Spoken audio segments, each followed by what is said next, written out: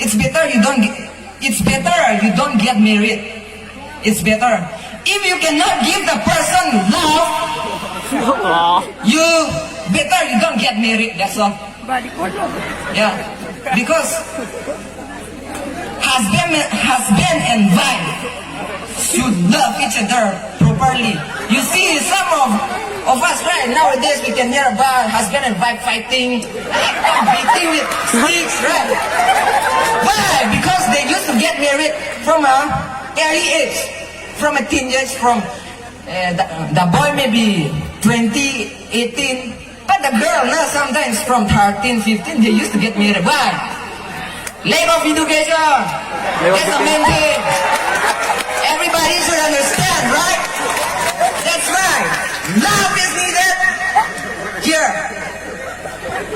The main thing is love here on marriage. Is my time over? Oh, thank you. Thank you everyone. And